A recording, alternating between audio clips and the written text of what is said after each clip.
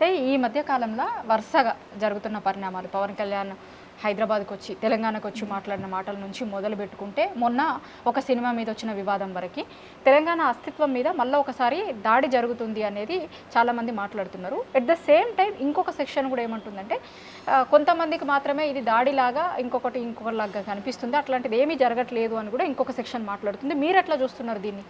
ఇప్పుడు ఇడుపు కాగితం అనేది ఒక మూవీ ఆంధ్రప్రదేశ్లో నుంచి మూవీలు తీయట్లేదా? వాళ్ళ హీరోలు ఉన్నారు కదా.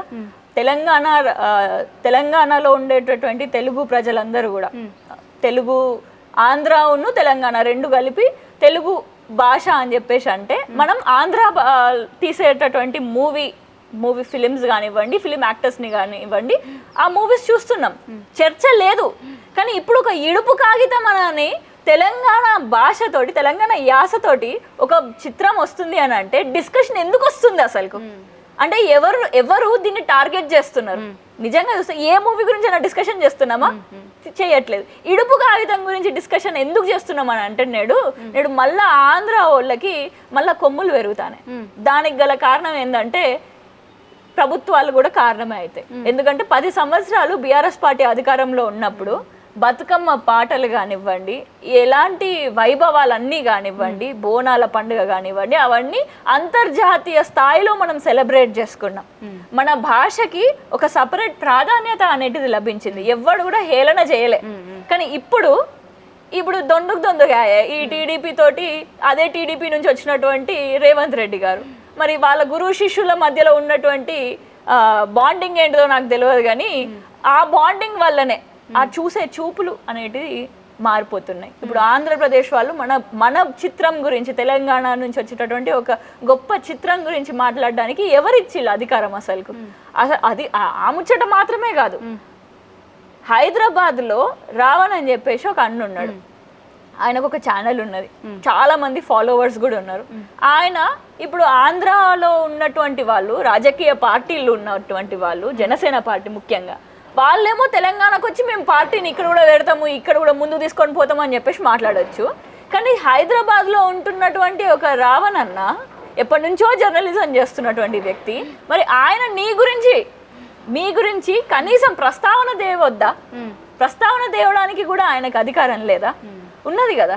మరి ఇప్పుడు ఇలాంటి విషయాలన్నీ వింటే ఇంకా బాధ అవుతుంది. అందుకనే తెలంగాణకి కాపాడుకోవాలంటే ఈ జాతీయ పార్టీలతోటి సాధ్యం కాదు. ఈ కాంగ్రెస్ తోటి, బీజేపీ తోటి వీళ్ళు వాళ్ళ లాభాల కోసమే, కమిషన్ల కోసమే. ఇప్పుడున్నటువంటి కాంగ్రెస్ ప్రభుత్వం అయితే వాళ్ళు ఎన్ని మూటలు ఎంత దోపిడీ చేయగలిగితే తెలంగాణ రాష్ట్రాన్ని అంత దోపిడీ చేద్దాము అని చెప్పేసి చూస్తున్నారు. ఇప్పుడు 30 లక్షల మంది విద్యార్థులకి అన్యాయం చేస్తున్నారు. వాడి నోట్లలో మట్టి కొడుతున్నాడు రేవంత్ రెడ్డి.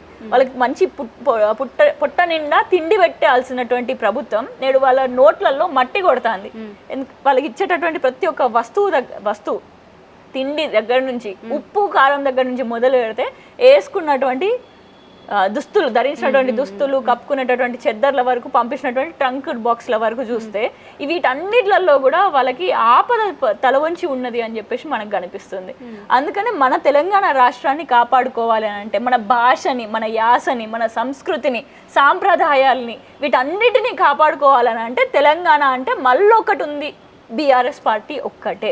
రాజకీయంగా మనం అధికారం లేకపోతే ఈ 3 సంవత్సరాల్లోనే చూసినాం అసలు అధికారం తెలంగాణ రాష్ట్రానికి లేదు అన్నట్టుగా అనిపించింది బీఆర్ఎస్ పార్టీ అధికారంలో లేకపోతే. ఎంతో మంది ప్రొఫెసర్లు కూడా మొన్న ఒక మేడం ఎంతో చక్కగా మాట్లాడారు. అసలు తెలంగాణ అనేటిదే ఆంధ్ర వాళ్ళ భాష, ఆంధ్ర భాష. తెలుగు అనేటిదే తెలంగాణ వాళ్ళ భాష. తెలుగు భాష తెలంగాణ వాళ్ళదే, ఆంధ్రప్రదేశ్ వాళ్ళ భాష ఆంధ్ర భాష అని చెప్పేసి చెప్పడం జరిగింది. ఎంతో మంది కవులు కూడా అదే విధంగా సంభాషించారంట. ఆంధ్ర భాషని తెలుగు అని చెప్పి ఎవరు సంభాషించలే, ఆంధ్ర భాషని ఆంధ్ర భాషగా సంభాషించారంట. మరి మనం అక్కడ నుంచి భాష దగ్గర నుంచి మొదలు పెడితే, మనం కట్టుకున్నటువంటి దుస్తుల దగ్గర నుంచి మొదలు పెడితే, చేసుకున్నటువంటి పండుగలు, బోనాలు, బతుకమ్మ, వీటన్నిట్లలో కూడా ఇప్పుడు బతుకమ్మ సెలబ్రేట్ చేసుకుంటే కొంతమంది ఆంధ్ర బార్డర్లల్లా ఇప్పుడు మొన్న కాంగ్రెస్ ప్రభుత్వం వచ్చిన తర్వాత ఏమంటారు, ఈ లొల్లెందుకు మాకు, ఈ సౌండ్స్ ఏంటి మాకు, డిస్టర్బెన్స్ ఏంటి మాకు అని చెప్పేసి అంటారు. వచ్చిన తర్వాత డీజే తీసేసిండు. సరే డీజే తీసేయండి, but there is a limit. నువ్వు ఎన్ని డెసిబుల్స్ వాడాలో అన్ని డెసిబుల్స్ ఉంటే వాడొచ్చు అని చెప్పొచ్చు కదా. అట్లా కాకుండా నువ్వు నువ్వు ఏ విధంగానైతే బతుకమ్మని నువ్వు స్టాప్ చేద్దాము అని అనుకుంటున్నావో అది నువ్వు ఇచ్చేటటువంటి జీవోలతోటి మాకు క్లియర్గా అర్థమవుతుంది ఈ రేవంత్ రెడ్డి కాంగ్రెస్ పాలన ఏ విధంగా ఉన్నది అని చెప్పి క్లియర్గా ఎవరితోటి కలిసి వాళ్ళు రాజకీయం చేస్తున్నారు అని చెప్పేసి క్లియర్గా అర్థమవుతున్నది. అంటే రేవంత్ రెడ్డి గారు ఒకటి ఏం చెప్తున్నారంటే మీరేమో ఏమీ కాలేదు ఏమీ చేయలేదని చెప్తున్నారు, కానీ రేవంత్ గారు మొన్న ఒక బహిరంగ సభలోనే రైతు భరోసా నిధులు రిలీజ్ చేసే బహిరంగ సభలోనే నేను చేసేది మాత్రమే చెప్తా, చెప్పింది మొత్తం చేసినా అని అన్నారు. మీరేమో ఏం చేయలేరు అంటున్నారు. మరి 100 రోజులల్లా 402 హామీలు ఇస్తానని అన్నారు, అమలు చేస్తానన్నారు. 100 రోజులు, ఇప్పుడు 100 రోజులు కాదు 3 సంవత్సరాలు అయిపోవడానికి వస్తుంది. మరి 420 హామీలు కాదు కదా, ఒక 20 హామీలు కూడా ఇంకా నెరవేర్చలేదు. అవసరం లేనటువంటి హామీలు ఎన్నో ఇస్తున్నారు. ఇప్పటికీ కూడా ఇంకా హామీలు పెంచుతున్నారే కానీ ఉన్న హామీలు చేయండి అయ్యా అని అంటే ఉన్న హామీలు చేయడానికి శాతం అయితే లేదు వాళ్ళకి. ఎక్కడ చేసిల్లండి? మహిళలని 1 కోటి మంది మహిళని కోటీశ్వర్లను చెప్తానన్నారు. ఇప్పుడు 10,000 మంది కాంట్రాక్టర్లు ఉన్నారు, గురుకుల కాంట్రాక్టర్లు. దాంట్లో ఎంతో మంది జిల్లాల వారీగా మహిళా కాంట్రాక్టర్లు ఉండే. ఏడ చేస్తున్నారు వాళ్ళు? ఒక 10,000 రూపాయలు సంపాదించుకుంటుండే 1 కోటి మంది మహిళల్ని కోటీశ్వర్లు కాదు, మహిళ 10,000 రూపాయలు సంపాదించుకునే మహిళ దగ్గర నుంచి నోటి బువ్వ తీసుకున్నవాయే. అక్కడి నుంచి మొదలు పెడితే యువకులకి రాజీవ్ వికాస్ యోజన అని చెప్పేసి మీకు 5 లక్షల భరోసా కార్డులు ఇస్తాము అని చెప్పేసి అన్నారు. ఎక్కడికి పోయే వాళ్ళు లోన్లు వాళ్ళకి లోన్లు ఇస్తాము అని చెప్పేసి అన్నారు. ఆ లోన్లు కాదు కదా, ఆ లోన్లు ఇవ్వడానికి ఎస్సీ కార్పొరేషన్ లోన్లు, ఎస్టీ కార్పొరేషన్ లోన్లు, బీసీ కార్పొరేషన్ అన్ని దానికి డైవర్ట్ చేసినామని అన్నారు. డైవర్ట్ చేసినామన్న తర్వాత సడన్గా ఆ స్కీమ్ మొత్తాన్ని కూడా రద్దు చేసి పడేసారు. ఇది సాధ్యం కాదు అని చెప్పేసి. ఇప్పుడు ఎస్సీ కార్పొరేషన్లో పైసలు లేవాయే, ఇప్పుడు రాజీవ్ వికాసంలో కూడా పైసలు లేవాయే.